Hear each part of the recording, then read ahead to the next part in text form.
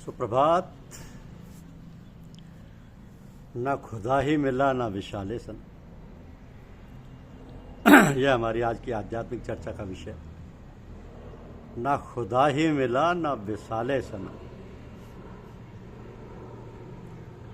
संसार के सभी प्राणी शांति और आनंद की खोज में रहती है और वे उस शांति और आनंद को भांति भांति के उपायों से प्राप्त करने की चेष्टा करते रहते हैं, किंतु उनकी प्राप्ति क्षणिक और अस्थायी होती है। थोड़ी देर के लिए तो वे शांत और आनंदित हो जाते हैं, परंतु फिर वही लगन और वही खोज। तो इसी खोज में ही ये जीवन लीला समाप्त हो जाती है और वे अशांत व अधीर अपनी अपनी इच्छा और वासनाओं को लपेटे लपेटे परलोक गमन कर जाते हैं और फिर आवागमन के चक्र में पड़कर वही उधड़ बुड़ चलने लगती है। तो मनुष्य जो कुछ भी करता है और जैसे भी करता है, उसकी एक विचारधारा बनकर लोगों के आकर्षण का केंद्र बन जाता है और वो उसे अपने लक्ष्य की प्राप्ति का उत्तम साधन मानकर दूसरे लोगों पर भी या दूसरे लोगों को भी उसी रास्ते पर चलने के लिए प्रेरित करता रहता है। ये विचारधारा एक पथ या संप्रदाय के नाम से प्रचलित हो जाती है। इन प्रचलित संप्रदायों और पंथों में जो जो शिक्षा दी जाती है, उसे यदि ध्यान से देखा जाए तो उनमें बहुत समानता है, क्योंकि हमारे शास्त्रों में जो साधन चातुष्टय की बात की गई है, वो थोड़े हेर फेर से सभी पंथों और संप्रदायों में मिलती है। साधन चातुष्टय है विवेक, वैराग्य, षट संपत्ति और मुमुक्षत्व। विवेक माने कि हम किसी भी बात को खूब सोच विचार कर निर्णय करें, ये हमारे लाभ या हित की है या नहीं, हम जो लक्ष्य प्राप्त करना चाहते हैं उसमें सहायक है या नहीं।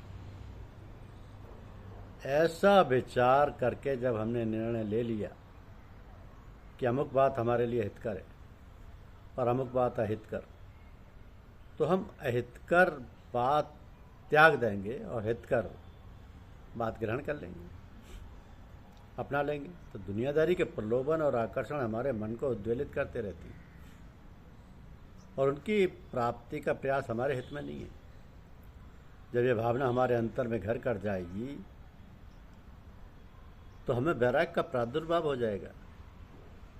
अब आई षट संपत्ति, जिसमें 6 बातें: शम, दम, तितिक्षा, उपरति, शंका और समाधान।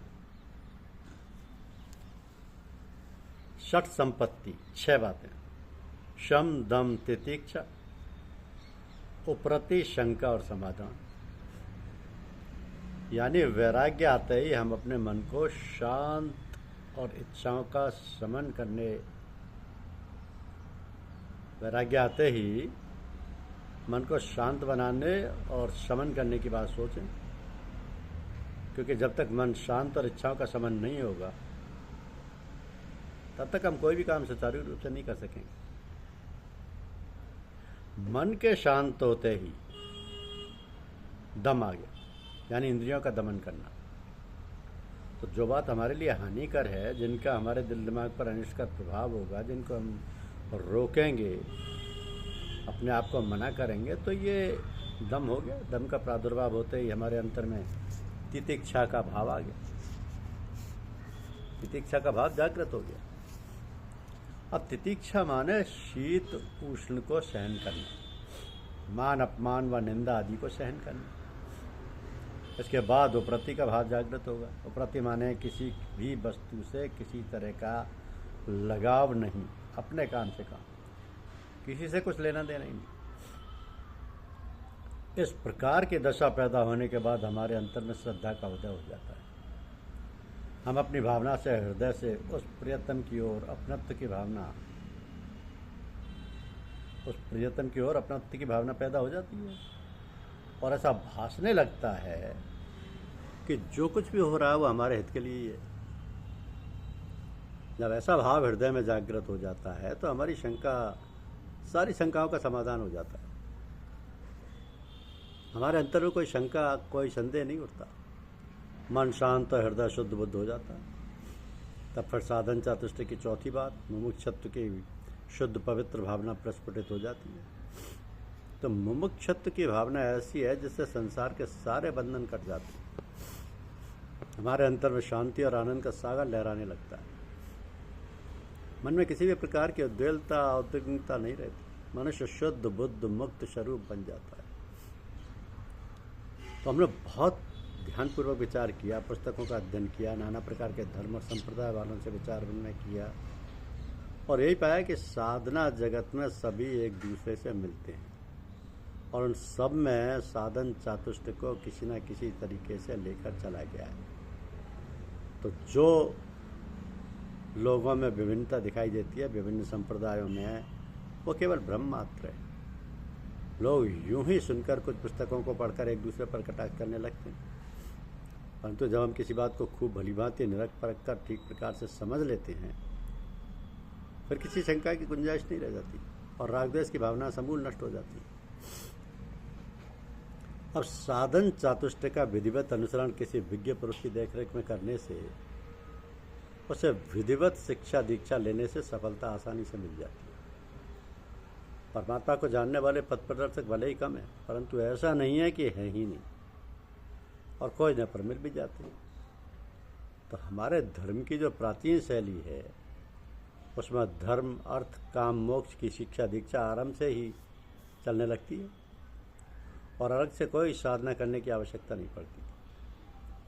मगर अब वो शैली, वो परिपाटी, वो गुरुकुल और ऋषिकुल की आश्रम व्यवस्था नष्ट भ्रष्ट होने से जीवन धारा बदल गई और हम अपने कर्तव्य को भूल गए। तो पाश्चात्य सभ्यता के प्रभाव ने हमारी संस्कृति को दूषित कर दिया और हम भटक गए। स्थिति ये हो गई कि न खुदा ही मिला न विशाले सनम, न इधर के रहे न उधर के रहे।